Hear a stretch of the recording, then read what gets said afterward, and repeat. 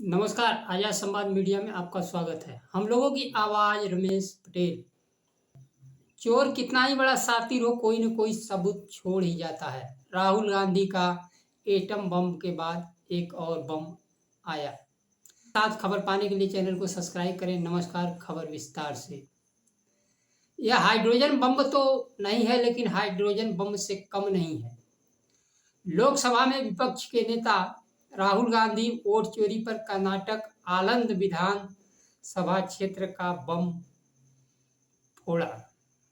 2023 के चुनाव में 6000 वोट काटने की कोशिश की गई। इसकी संख्या और भी ज्यादा हो सकती है। हमें पता नहीं है कितने वोट काटे गए। गलती यह हुआ कि यह मामला पकड़ में आ गया। बूथ लेवल अधिकारी ने देखा कि उसके चाचा का वोट काट दिया गया है। उसने जांच की तो पाया पड़ोसी ने वोट काटा था। जब बीएलओ ने पड़ोसी से पूछा था, उसने कहा मैंने कोई वोट डिलीट नहीं किया है।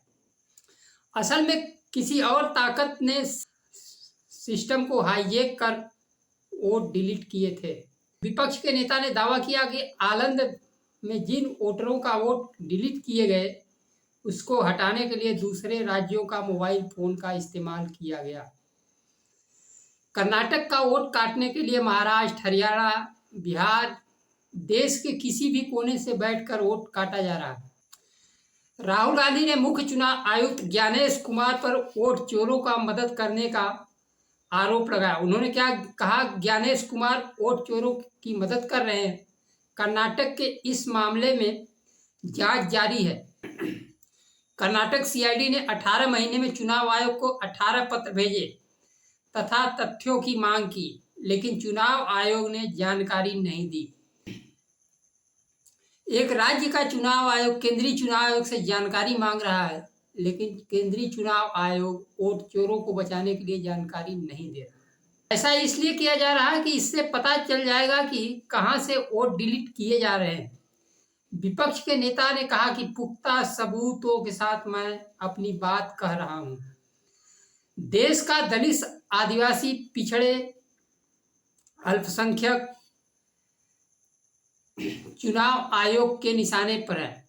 न केवल दलित, पिछड़े, अल्पसंख्यक ही चुनाव आयोग के निशाने पर है, बल्कि दलितों, पिछड़ों पर आधारित राजनीतिक पार्टियां भी चुनाव आयोग के निशाने पर है। समाजवादी पार्टी, बहुजन समाज पार्टी, राष्ट्रीय जनता दल जैसे दल को चुनाव हराने के लिए वोट कहीं काटे जा रहे हैं, कहीं बढ़ाए जा रहे हैं। यह चुनाव आयोग चुनाव कराने के बजाय चुनाव हराने जिताने में लगा हुआ है। राहुल गांधी ने कहा मुझे संविधान से प्यार है, इसकी रक्षा मैं करूंगा। राहुल गांधी का यह खुलासा हाइड्रोजन बम तो नहीं था, अभी भी हाइड्रोजन बम का इंतजार है। राहुल गांधी के खुलासे के बाद भारतीय जनता पार्टी चुनाव आयोग के बचाव के मुद्रा में आ गई।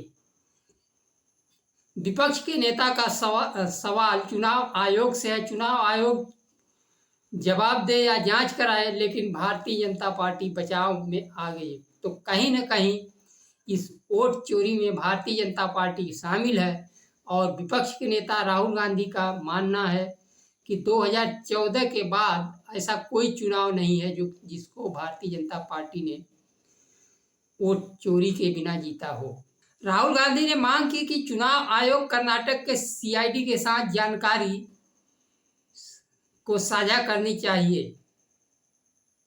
आयोग उन लोगों को बचा रहा है जिन्होंने भारतीय लोकतंत्र को नष्ट कर दिया है। विपक्ष के नेता राहुल गांधी कर्नाटक लोकसभा सीट पर एटम बम लाया था, जिसमें लोकसभा निर्वाचन क्षेत्र के केवल एक विधानसभा क्षेत्र में 1 लाख वोटों की चोरी की गई थी। चुनाव आयोग राहुल गांधी से जवाब मांगता रहा कि 7 दिन में जवाब दे, नहीं माफी मांगे।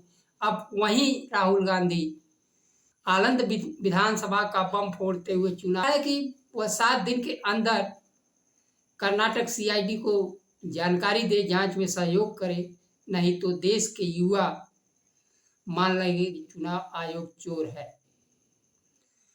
चुनाव आयोग के कारनामों को न तो चुनाव आयोग जांच करेगा, न तो सुप्रीम कोर्ट संज्ञान लेगा। आखिर इस वोट चोरी का भंडाफोड़ पर कार्रवाई कौन करेगा?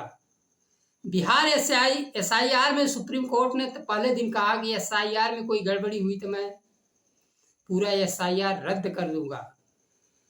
पहले दिन की कही हुई बात अब आखिरी दिन सुप्रीम कोर्ट चक्कर लगाते हुए फिर भी आ गया कि कोई गड़बड़ी हुई तो SIR रद्द कर दूंगा। जबकि BLA की नई भूमिका सुप्रीम कोर्ट ने जोड़ा। SIR संवैधानिक अधिकार में कहीं नहीं है और उसको मान्यता दे रहा। तो इस वोट चोरी में देश के सभी संवैधानिक संस्थान कहीं न कहीं लिप्त है। राहुल गांधी ने कहा जिनकी संवैधानिक संस्थानों को रक्षा करने की बात है, वो संवैधानिक संस्थान लोकतंत्र की रक्षा करने में फेल है। हमारा काम चुनाव लड़ने का है, वोटर लिस्ट मतदाता बनाने का नहीं है। लेकिन राहुल गांधी को इस पर रिसर्च करना पड़ रहा है वोट बचाने के लिए। बिहार में वोटर अधिकार यात्रा के समय कहा था कि अब हाइड्रोजन बम आने वाला है, जिससे प्रधानमंत्री अपना मुंह नहीं दिखा पाएंगे। बिहार में 65 लाख लोगों का वोट काटने के विरोध में वोटर अधिकार निकाली गई थी। चुनाव आयोग प्रमाण पत्रों को लेकर उच्चतम न्यायालय की सलाह भी नहीं मानी।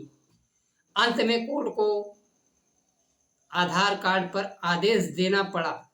राहुल गांधी ने कहा कि पूरे देश में वोट चोरी हो रही है। हरियाणा, महाराष्ट्र, कर्नाटक, दिल्ली, मध्य प्रदेश, छत्तीसगढ़, बिहार, उत्तर प्रदेश में तो एक घर में 4000 से अधिक फर्जी मतदाता पकड़े गए हैं। 0 मकान नंबर पर दूसरे के मकान नंबर पर 100-200 मतदाताओं को बढ़ाने का चुनाव आयोग का कारनामा हर जगह पकड़ा जा रहा है। डिजिटल मतदाता सूची चुनाव आयोग विपक्ष के नेता को दे नहीं रहा है। डिजिटल मतदाता सूची और वीडियोग्राफी दे दे तो 24 घंटे में पूरा चुनाव आयोग बेनकाब हो जाएगा। चुनाव आयोग जितना जांच से बचना चाहता है उतना ही दलदल में फंसता जा रहा है। चुनाव आयोग के बचाव में भारतीय जनता पार्टी मजबूती से खड़ी है। देश के संस्थान अपना काम भूल चुके हैं। देश भर में बेरोजगारी और वोट चोरी की गूंज सुनाई दे रही है। दोनों एक दूसरे के पूरक हैं। सरकार जब वास्तविक मतदाताओं के मत से चुनकर नहीं आती है तो वह बेरोजगारों पर क्यों ध्यान देगी? वोट चोरी से बेरोजगारों का नौकरी जा रही है, दलितों पिछड़ों का अधिकार छीना जा रहा है और इस अधिकार छीनने में चुनाव आयोग, देश के संस्थान मजबूती से खड़े हैं। एक न एक दिन सारे चोर बेनकाब तो होंगे।